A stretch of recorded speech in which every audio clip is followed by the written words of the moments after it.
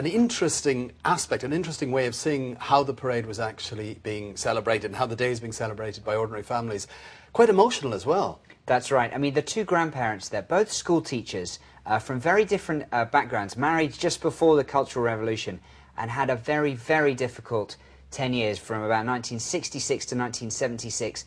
And I think just the whole emotions of their lives and of the day, just everything in the last 60 years rushing back. The grandmother, as we heard, saying she remembers Mao Zedong saying the Chinese people have stood up, and just didn't know what it meant at the time, but in recent years she's really realised what that meant, and just the memories of not just of today and of her childhood, but of the whole life from 1949 through to this point. Yeah, and as you said, she was a child then. She was just 10 years old at the time. And today we saw there was a theme of children in the parade.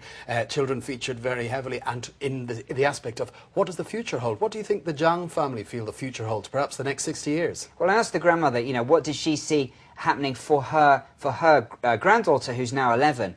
And she said she thought about it for a long time, and she just said, it's impossible to say. I'd never imagined this much would have happened in the last 60 years, but she did say it will be better.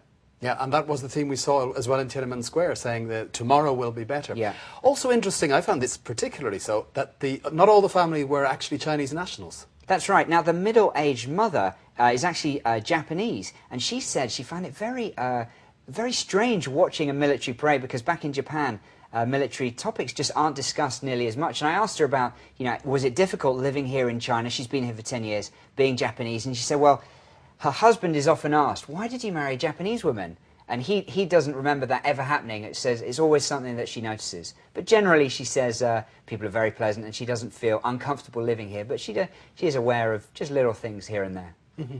Well, good to hear, and great work. Thanks for the report.